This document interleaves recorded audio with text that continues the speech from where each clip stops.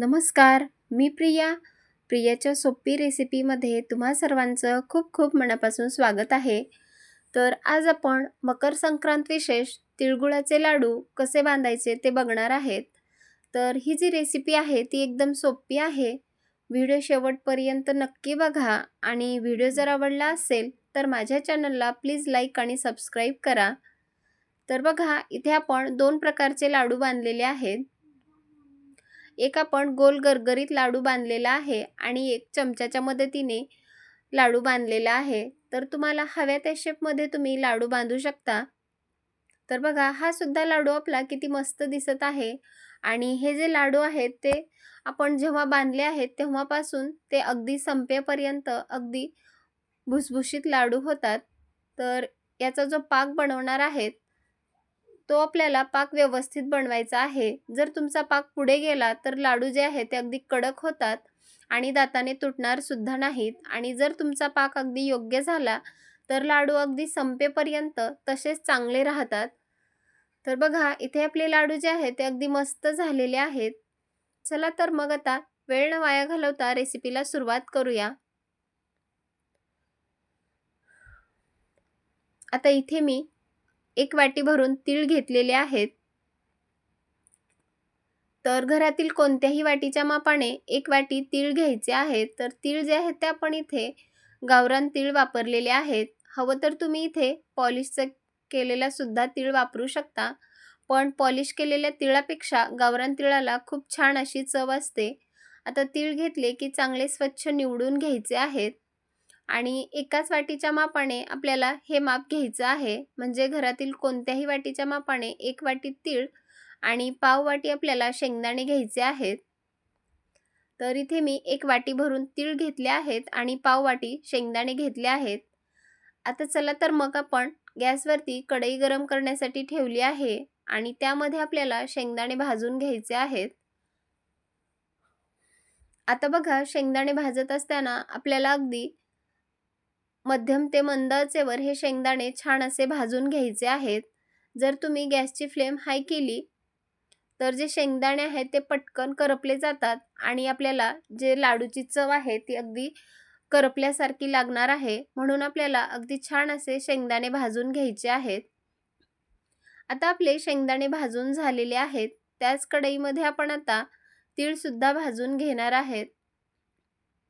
आता तीळ भाजत असताना सुद्धा आपल्याला अगदी मंद आचेवर हे तीळ भाजून घ्यायचे आहेत. आता तीळ भाजत असताना जर तुम्ही जास्त तीळ करपवले तर लाडू जे आहेत ते थोडेसे करपट लागतात. म्हणून आपल्याला अगदी सोनेरी रंग येईपर्यंत तीळ भाजून घ्यायचे आहेत. तर यापेक्षा जास्त आपल्याला हे तीळ भाजून घ्यायचे नाहीत. अगदी मंद आचेवर छान असे हे तीळ सुद्धा भाजून घ्यायचे आहेत.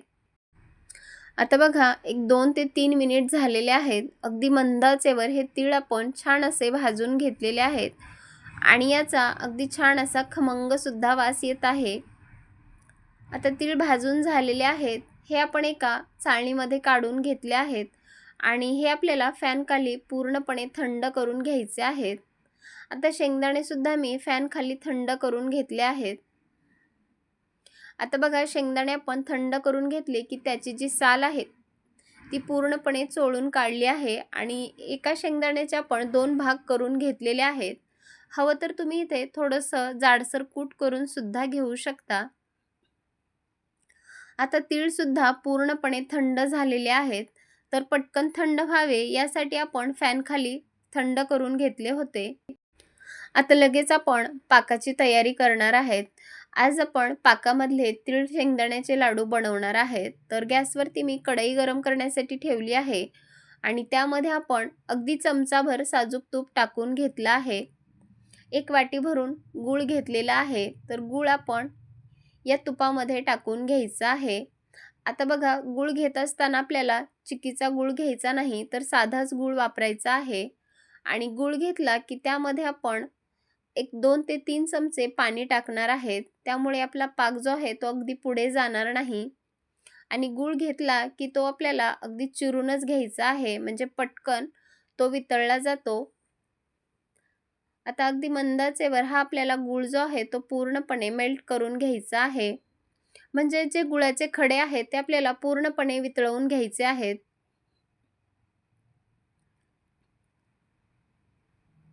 इथे मी काळा गूळ वापरलेला आहे. तुम्ही हवं तर ऑरेंज कलरचा सुद्धा गूळ वापरू शकता.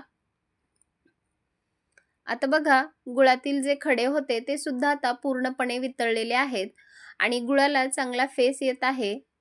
तर एक 3 ते 4 मिनिट आपल्याला हा गूळ जो आहे तो शिजवून घ्यायचा आहे. आता पुढे मी तुम्हाला सांगणारच आहे, की पाक आपल्याला झाला की नाही ते कसं ओळखायचं आहे ते. तर सारखं आपल्याला त्याला हलवत राहायचं आहे आणि हा चांगला पाक करून घ्यायचा आहे. आता पाक झाला की नाही ते चेक करण्यासाठी एका वाटीमध्ये आपण पाणी घेतलं आहे आणि त्यामध्ये गुळाचे 2 ते 3 थेंब यामध्ये टाकून घ्यायचे आहेत. आता बघा, इथे आपली गोळी जर झाली तर समजायचं आपला पाक झाला आहे. तर बघा, इथे आपला गोळीबंद पाक तयार झालेला आहे. तर यापेक्षा जास्त आपल्याला पाक पुढे जाऊ द्यायचा नाही आणि जर यापुढे जर तुमचा पाक गेला तर लाडू जे आहेत ते अगदी कडक होतात. आता इथे आपला पाक बनवून तयार आहे. लगेचच आपण यामध्ये जे शेंगदाणे घेतले होते आणि तीळ घेतले होते ते टाकून घेणार आहेत आणि पूर्णपणे आपण पाकामध्ये चांगल्या प्रकारे आपल्याला मिक्स करून घ्यायचं आहे. आता इथून पुढची जी प्रोसेस आहे ती आपल्याला अगदी फटाफट करायची आहे. तर बघा, पाकामध्ये आपण चांगल्या प्रकारे तीळ आणि शेंगदाणे मिक्स करून घेतले आहेत. तर हे करत असताना गॅसची फ्लेम आपण अगदी कमीच ठेवलेली आहे आणि अगदी मंद आचेवर पाकामध्ये तीळ आणि शेंगदाणे चांगल्या प्रकारे मिक्स करून घेतले आहेत. आता जे कढईतील मिश्रण होतं ते आपण खाली काढून घेतलं आहे आणि आता लगेचच आपण याचे लाडू वळून घेणार आहेत. तर हाताला मी थोडंसं पाणी लावून घेतलं आहे आणि त्याचे आपल्याला आता लाडू वळून घ्यायचे आहेत. तर तुम्हाला गोल लाडू आवडत असतील तर तसे बांधू शकता किंवा अगदी चमच्याच्या मदतीने सुद्धा लाडू वळून तयार करू शकता. इथे मी काही गोल लाडू वळले आहेत आणि काही चमच्याच्या मदतीने वेगळ्या शेपमध्ये लाडू वळून घेतले आहेत. तर इथे बघा, आपले दोन्ही शेपमधील लाडू बनवून तयार आहेत. तर तुम्ही सुद्धा या मकर संक्रांतला अशा प्रकारचे तीळ शेंगदाण्याचे लाडू नक्की करून बघा आणि रेसिपी कशी वाटली नक्की कमेंट करून सांगा. चला तर मग पुन्हा भेटूयात अशाच एका खमंग रेसिपीसोबत. तोपर्यंत धन्यवाद आणि मस्त रहा, स्वस्त रहा आणि सगळ्यात महत्त्वाचं म्हणजे चांगलं चांगलं खात रहा.